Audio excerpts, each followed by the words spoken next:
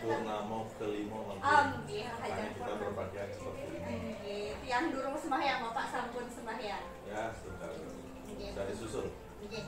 Bapak punapi gatra, beci Bapak. Beci ya sudah. Rahayu sana sami.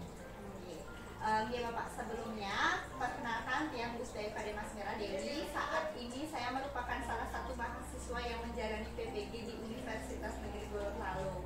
Dan pada hari ini saya mendapat tugas dari kampus untuk melakukan wawancara kepada Bapak Kepala Sekolah di tempat saya mengajar.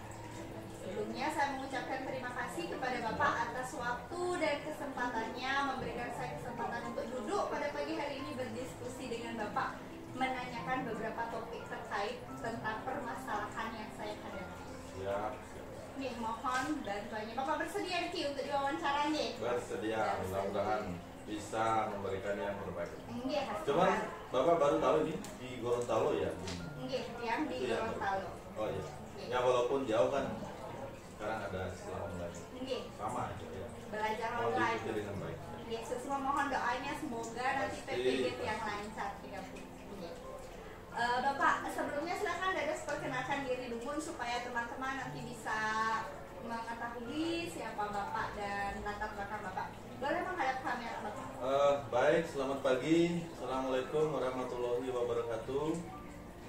Saya Kepala Sekolah SMP Negeri 1 Kerambitan, pindahan dari SMP Negeri 4 Kediri. Yang profil saya awalnya memang pertama diangkat di Nusa Penida tahun 89 Januari.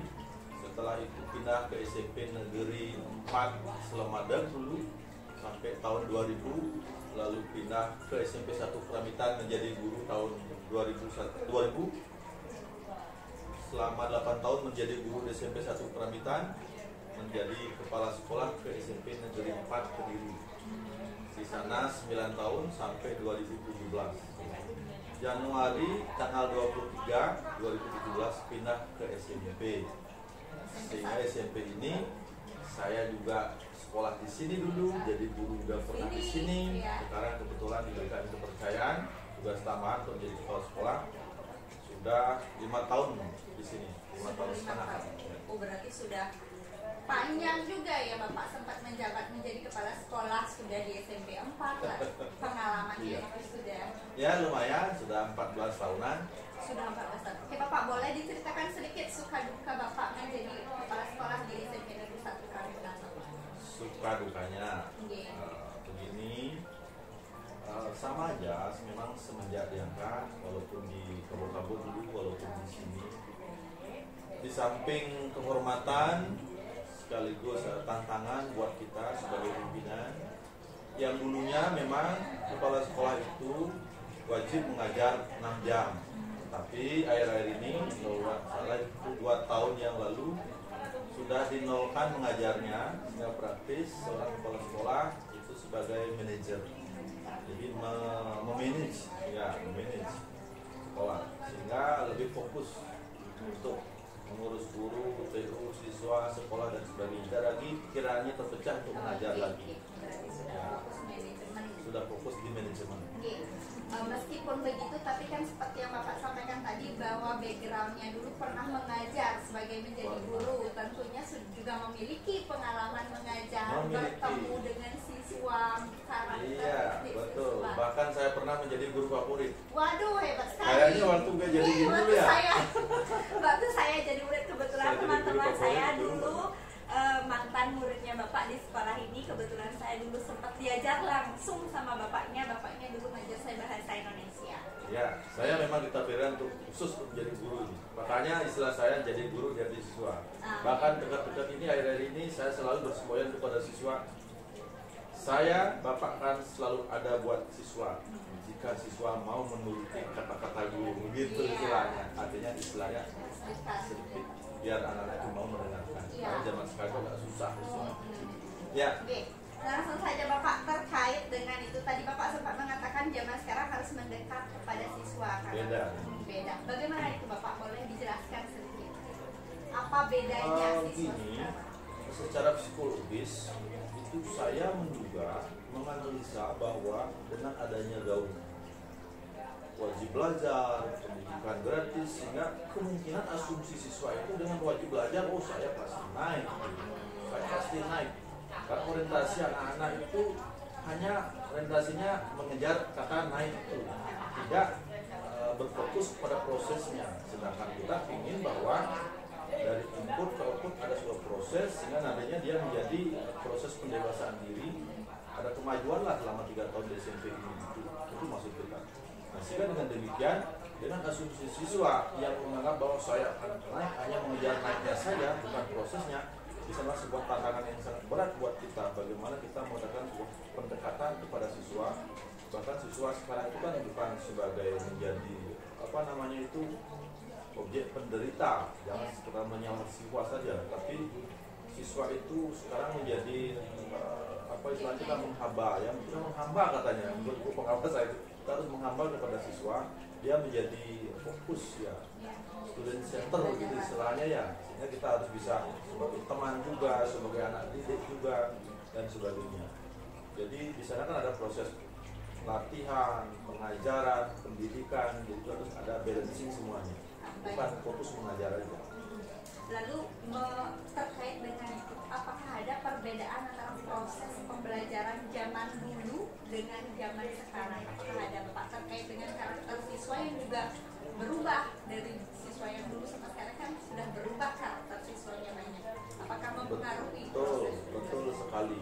Siswa di zaman terdahulu, katakanlah demikian, dengan zaman sekarang, apalagi melintas di zaman COVID, nah itu luar biasa. Itu seleksi alam, sehingga ada 3 dekade sebelum COVID, selama COVID, setelah COVID, pasca COVID.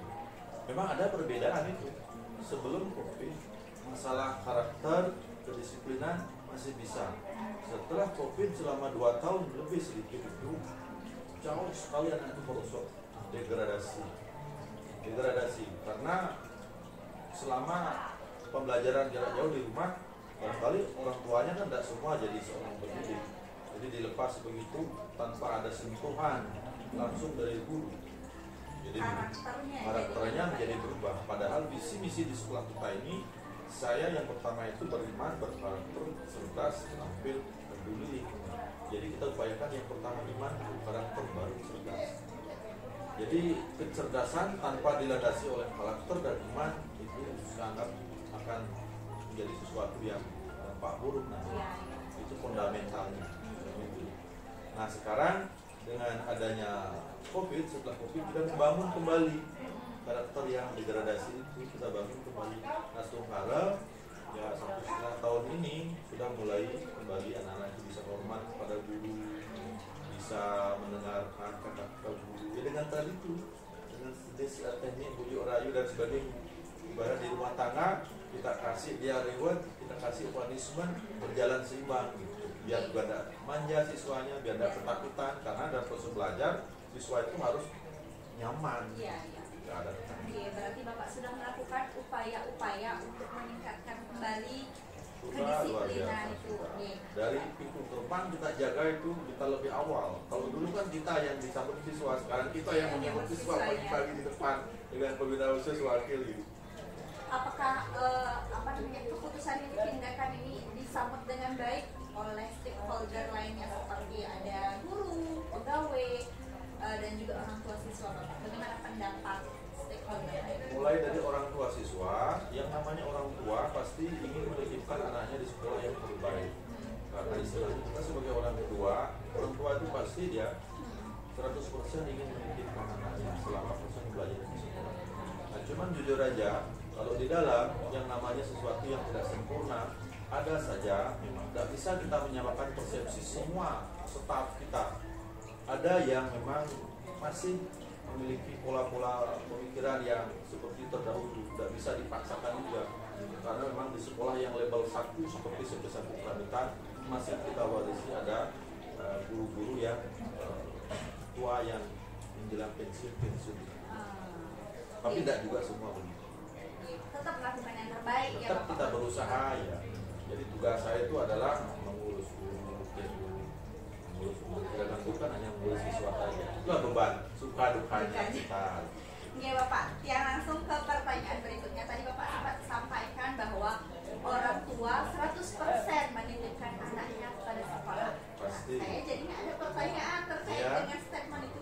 Jikalau ada kata orang tua menitipkan siswanya 100% di sekolah, bagaimana peran orang tua di sana? Gimana perannya? Lalu apakah di sekolah ini ada peran orang tua dalam proses pembelajaran siswa juga dilibatkan? Kita, yang namanya kita, hubungan dengan komite terus menjaga hubungan yang begitu intens, ya. Ada pengurusnya, ada rapat-rapat dan seterusnya itu, termasuk kita disubsidi di sini biaya sumbangan istilahnya sekarang. Cuman kita yang paling sedikit di sini di Kalimantan, hanya 250 per tahun dibandingkan dengan saya. Sedikit, tapi kita berusaha untuk memberikan program-program yang betul-betul pro rakyat lah. Itu istilahnya. Biar orang tua juga merasa tenang, nyaman, karena situasi pasca pandemi juga orang tua kesulitan. Bapak, lalu saya langsung menyambung juga, bagaimana cara Bapak melaporkan hasil belajar siswa kepada orang tua? Kan biasanya banyak sekali fenomena zaman sekarang, orang tua ketika sudah menyekolahkan anaknya di sekolah yang baik, mereka percaya bahwa pendidikan anaknya itu sudah tanggung jawab gurunya. Sampai di rumah sudah selesai, bahkan tidak ditanya bagaimana tadi di sekolah, tidak ditanya PR dan lain sebagainya.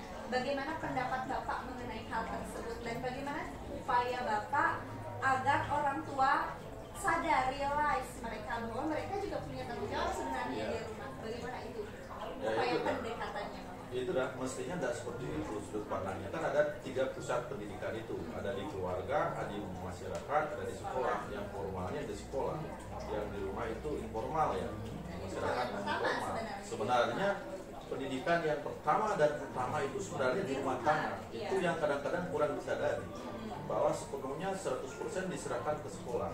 Maksud saya tadi itu 100% diserahkan itu kepercayaannya 100%, tapi proses pendidikannya bukan 100% di sekolah. Kan lebih mayoritas di rumah, karena dia yang melahirkan, merawat, membiayai. Jadi figur favorit yang pertama itu sebenarnya orang tua. Maka dari sekian kasus yang ada, anak-anak yang bermasalah sudah yakin saya bahwa memang di rumahnya yang memang bermasalah.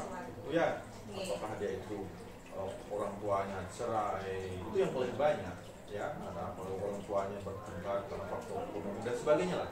Jadi intinya di rumah pendidikan pertama dan utama, dan kita tetap menjaga hubungan. Cara kita menjaga hubungan, memberikan laporan, kalau secara formal sudah pasti itu 6 bulan sekali laporan kita berupa lapor pertengahan semester apakah itu semesteran. Di samping itu juga kita buka media sosial, ada website, ada FB Rumah Supensaka, ada WA Group, baik di OSIS, di MPK, dengan wali-wali yang sudah muncul dalamnya ada orang tua. Dan sekarang buktinya di FB Supensaka saja yang dikelola oleh rumah itu banyak orang tua yang tergabung. Sehingga setiap hari pembelajaran kita buka, orang tuanya menjadi tahu. Gitu. Ya langsung saya, berarti sudah ada pemanfaatan teknologi TPEC di sekolah ini ya Bapak? Masalah teknologi kita berusaha untuk seiring dengan kemajuan, dengan sebisanya. Kadang-kadang ada kolaborasi di sini antara guru yang bilang tadi, ada yang sudah umur di atas 50, yang kurang menguasai, dibantu di backup oleh anak-anak guru-guru yang masih muda, yang kontrak, yang 3K itu. Berarti adanya kolaborasi ya, saling isi.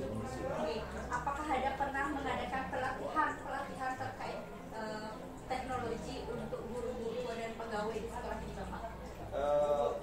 Kemarin ini sudah pernah, baik pelatihan dari luar maupun dari teman sejawat, sudah pernah ya. Dan sekarang prosesnya terakhir dengan LMS ya, namanya Learning System itu sudah kita dapatkan. Berarti sudah ada pemanfaatan teknologi di sekolah. Bahkan sekolah kita CCTV itu yang saya monitor bisa dari ruangan. Jadi seluruh ruangan sudah berisi CCTV, sudah isi LCD, bahkan kita punya ruangan yang VIP 1 di lab untuk ruang pertemuan. Sudah kita berusaha. Ya bahkan WiFi sudah di 5 titik. Untuk tahun depan kita akan ini lagi untuk di semua kelas. teranggarkan di RKS. Semua kelas berisi wifi. Iya, sehingga nanti pemanfaatan itu bisa digunakan oleh seluruh siswa di kelas. Berarti saya lanjut lagi pertanyaannya. Jika semua kelas berisi wifi, itu artinya guru dan siswa ketika proses pembelajaran dapat mengakses internet untuk kelancaran proses pembelajaran. Betul. Namun saya ketahui di sekolah ini tidak boleh siswa membawa handphone ke sekolah. Lalu bagaimana itu? Iya, betul. Itu masalah HP memang selama ini menjadi sebuah kontradiktif. Di satu sisi HP memang dibutuhkan, di satu sisi HP tidak bisa digunakan dengan baik oleh siswa. Karena selama ini memang ada beberapa siswa yang kita temukan melanggar penggunaan HP itu dan bisa dia untuk hal yang negatif. Sehingga sementara untuk izin membawa HP itu saya serahkan kepada gurunya. Ketika gurunya membutuhkan HP untuk pembelajaran, saya kasih. Bukan lagi di saya. Kalau kemarin kan saya yang menjadi itu pemegang bola panasnya itu. Untuk HP sekarang saya serahkan bola panas untuk bawa HP itu ke gurunya masing-masing. Kalau memang tidak dibutuhkan, hari ini tidak dibutuhkan, tidak usah bawa HP. Karena masih dalam proses pembinaan untuk penggunaan HP-nya. Ya, berarti Bapak sejauh ini menggunakan seperti itu tekniknya. Murid boleh membawa handphone jika dibutuhkan dalam pembelajaran. Jika tidak, handphonenya dikembalikan, disimpan muridnya atau disimpan muridnya saja Bapak. Tidak perlu dikumpul ke BK atau bagaimana? Tidak perlu. Tidak perlu disimpan muridnya. Simpan dulu, kita kasih kepercayaan, tapi atas monitoring semua. Tadi Bapak juga sempat menyebutkan bahwa tentunya ada beberapa siswa yang berkasus. Setiap sekolah pasti memiliki kasus. Biasa, apalagi di sini kan ada siswa 752. Lalu apa saja upaya Bapak ketika misalkan ada kasus di sekolah itu? Upaya penanganan. Penanganannya itu step by step. Yang pertama tergantung daripada tingkat pelanggarannya. Kalau pelanggarannya yang masih normatif, kita bina di sekolah oleh guru BK. Awalnya wali dulu, ya, atau lebih awal lagi guru kelasnya dulu yang penguasaan kelas. Kalau bisa ke walinya, wali tidak bisa ke BK tidak bisa, kadang-kadang Mas dibantu, terakhir baru ke kepala sekolah. Itu sudah menjadi hal yang biasa. Kadang-kadang visit juga biasa. Berarti sudah menggunakan jenjangannya ya Bapak ya, tahapannya. Apakah pernah sampai kasus sampai memberhentikan siswa?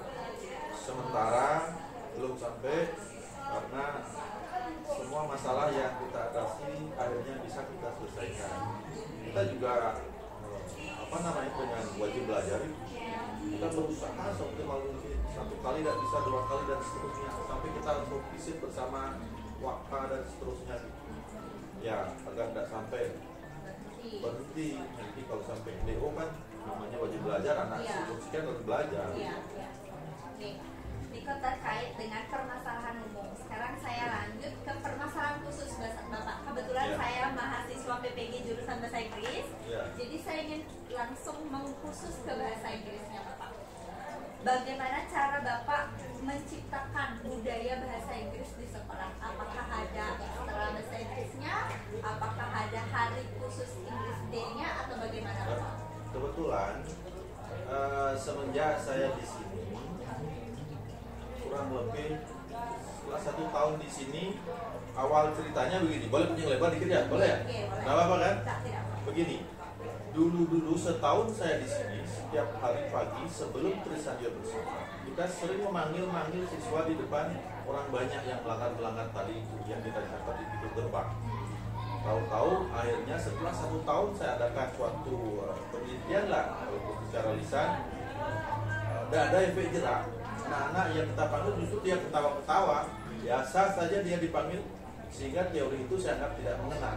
Akhirnya saya ada ide terbalik sekarang. Yang kita panggil ke depan adalah siswa yang pinter untuk mengadakan presentasi singkat.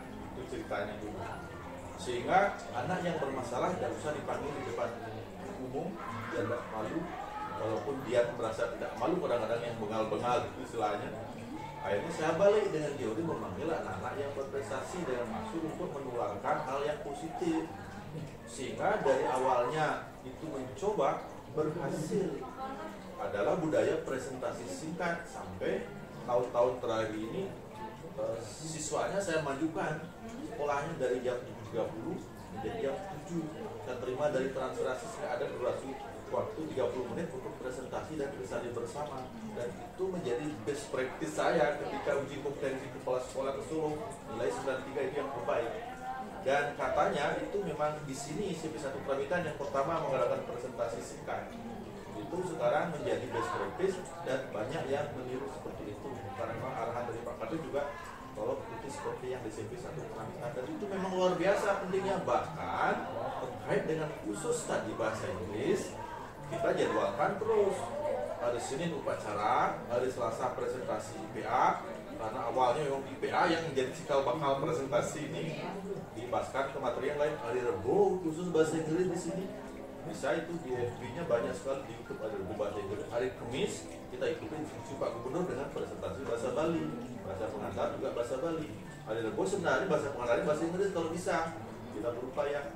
Hari Jumat dan Sabtu, hari Jumat presentasi mata pelajaran yang lain, hari Sabtu tidak ada presentasi yang diisi dengan ekstra. Jadi sebenarnya untuk bahasa Inggris khusus kita berikan hari Rabu. Ini kemarin juga yang sudah sempat sampaikan itu tentang di SMP sudah. Kita menjadi Ya, presentasi itu yang best practice. Ya, jadinya saya sempat juga ditanya-tanya sama dosennya itu gimana sistemnya, lalu siswanya gimana pemilihannya, dan kemarin juga sudah sempat saya presentasikan itu Pak. Ya. Rahasianya begini, ini kebetulan. Setiap anak yang bisa presentasi, saya kasih dia itu memo untuk mendapatkan nilai tambahan kepada guru. Nah, itu kalau dia habis presentasi dia menulis nama di sini, langsung ke sini. Ya, sekolah-sekolah dapat kehormatan ya. Berarti ya. Betul. Boleh saya lihat nanti saya Ini bisa rahasianya. lampirkan. Ya, ini teman-teman nanti saya juga lampirkan di video.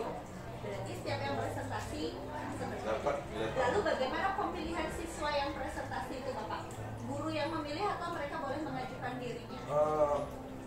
Kita harapkan di kelas dulu dia latihan presentasi bersama semua guru mata pelajaran. Dianggap di kelas itu sudah mampu, baru dia dibawa ke umum atas rekomendasi guru. Dan awalnya memang yang pintar-pintar yang berani. Sekarang kita harapkan biar bergilir lah semua. Dan selama presentasi bukan sekedar presentasi, bisa 3 menit, 5 menit, oke lah, ada masalah. Yang pintar bisa sampai sekian menit, tapi diisi dengan pertanyaan, diisi dengan 2 pertanyaan. Termasuk literasi jadinya. Literasi lah itu ya, memang literasi, hasil literasi apa yang dipelajari malamnya dipresentasikan di kelas. Kalau dari baik dilepas ke umum, di 200 siswa pagi-pagi diisi pertanyaan, sehingga audiennya juga ada kesempatan untuk mendengarkan materi singkat itu. Dan yang bertanya ajukan tangan ke depan, perkenalkan sambil latihan. Bahkan saya sudah terbiasa kalau dia presentasinya luar biasa baik ya, semangat, kadang-kadang ada yang lucu seperti dulu pernah cerita bahasa Bali, saya ajak biasa itu, saya duduk dengan siswa, saya kasih makan bersama kepala sekolah dengan menu dari kantin gitu. Tidak ada jarak, udah biasa itu. Seperti kemarin hari Sumpah Pemuda, siapa yang bisa presentasi tentang Sumpah Pemuda dan puisi, saya kasih uang belanja. Saya kasih uang belanja 25.000. Kemarin juga siapa yang bisa berani wawancara tentang pemilihan ketua OSIS, saya kasih 25.000 tiap orang. Ya, berarti ada apresiasinya ya, feedbacknya. Bapak, langsung saja, ini mungkin pertanyaan terakhir saya Bapak. Baik. Terkait kemampuan siswa, kebetulan saya mendapati masalah ini langsung. Padahal di Bali ini, khususnya kita di Bali Selatan ini banyak sekali turis Samaria, Bapak. Ada kuliah yang benar banyak sekali turis, dan harusnya siswa itu bisa berbicara bahasa Inggris. Namun kenyataannya siswa masih malu berbicara bahasa Inggris, dan sempat saya tanyakan juga kepada siswa mengatakan bahwa tidak memiliki kesempatan. Mungkin apakah ada rencana atau proyek kedepannya sehingga siswa memiliki kesempatan untuk dapat bertemu dengan aktif atau bertemu dengan bule langsung? Kebetulan, kalau begitu kebetulan. Nah, kemarin kita sudah dipanggil oleh Bapak Kepala Dinas karena Bapak Kadis bersama 8 Kadis yang lainnya di PIM 2 ke provinsi. Dan terkait dengan itu, Kramitan dijadikan pilot proyek Kramitan ini. Dan materinya adalah berbasis digital. Objek wisata desa berbasis digital. Di sana kesempatan nanti di sini kebetulan yang direkomendasi adalah Puri Agung Pramuka untuk menjadikan MOU dengan sekolah, memberikan kesempatan kepada siswa untuk berlatih bertatap muka langsung dengan tamu berbahasa Inggris yang bisa menabuh, nanti di sana menyambut tamunya yang bisa nari-nari, yang jadi MC bahasa Inggris, bahasa Indonesia, bahasa Bali. Jadi di sana nanti ada kesempatan kita untuk mengaplikasikan secara langsung pembelajaran yang apalagi dengan kurikulum merdeka, kan ada proyeknya itu. Nah, itu dikaitkan nanti. Itulah yang menjadi kerjasama kita. Nanti dibuatkan MOU katanya, ya, dengan Puri Gede. Setelah itu dilanjutkan dengan kecamatan yang lain. Ini baru awal November kemarin, karena November sampai Desember itu katanya nanti. Itu tugas kita untuk membantu Bapak Kepala Dinas terkait dengan tugas beliau yang menjadikan desa Pramuka sebagai desa desa wisata terintegrasi, bukan digitalisasi, desa wisata terintegrasi, gitu. Berarti sudah ada rencana proyek yang besar ya, pasti. Pak, dan bahkan tidak hanya melibatkan sekolah, bisa melibatkan dinas dan pihak-pihak ya, memang dari rekomendasi dari dinas. Dan memang itu rekomendasi dari Bapak Bupati katanya. Kita dulu yang jadi objek. Kita juga sudah berkoordinasi dengan guru bahasa Inggris, guru bahasa Indonesia, bahasa Bali, guru seni, sudah. Yang bagus sudah kemarin untuk siap-siap anak-anaknya akan terjun langsung mempraktikkan ilmu, akan terjun ke Puri. Tinggal menunggu waktu aja. Oke, segitu pertanyaan dari saya sudah padat sekali yang saya dapatkan.